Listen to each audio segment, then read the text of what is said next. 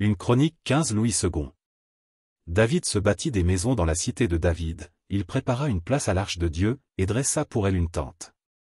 Alors David dit, l'arche de Dieu ne doit être portée que par les Lévites, car l'Éternel les a choisis pour porter l'arche de Dieu et pour en faire le service à toujours. Et David assembla tout Israël à Jérusalem pour faire monter l'arche de l'Éternel à la place qu'il lui avait préparée. David assembla les fils d'Aaron et les Lévites.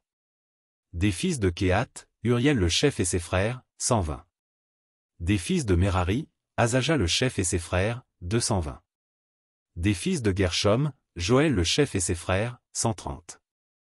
Des fils d'Élitsaphan, Skemaéja le chef et ses frères, 200. Des fils d'Hébron, Éliel le chef et ses frères, 80. Des fils d'Uziel, Aminadab le chef et ses frères, 112.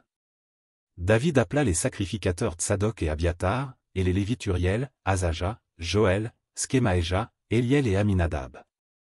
Il leur dit, vous êtes les chefs de famille des Lévites, sanctifiez-vous, vous et vos frères, et faites monter à la place que je lui ai préparée l'arche de l'Éternel, du Dieu d'Israël. Parce que vous n'y étiez pas la première fois, l'Éternel, notre Dieu, nous a frappés, car nous ne l'avons pas cherché selon la loi. Les sacrificateurs et les Lévites se sanctifièrent pour faire monter l'arche de l'Éternel, du Dieu d'Israël. Les fils des Lévites portèrent l'arche de Dieu sur leurs épaules avec des barres, comme Moïse l'avait ordonné d'après la parole de l'Éternel.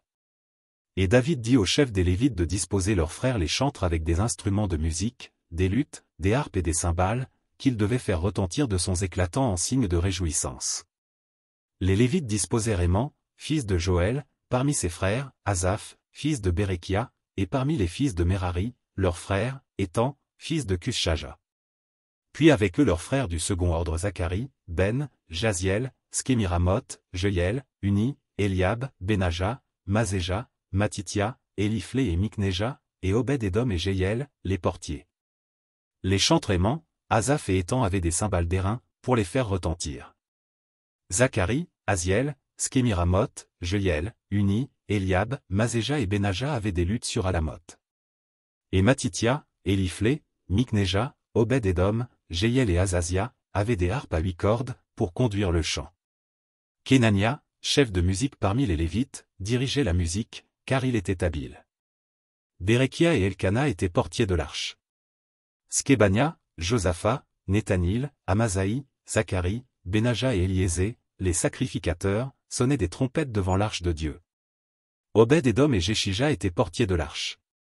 David, les anciens d'Israël, et les chefs de milliers se mirent en route pour faire monter l'arche de l'alliance de l'Éternel depuis la maison d'Obed-Édom, au milieu des réjouissances.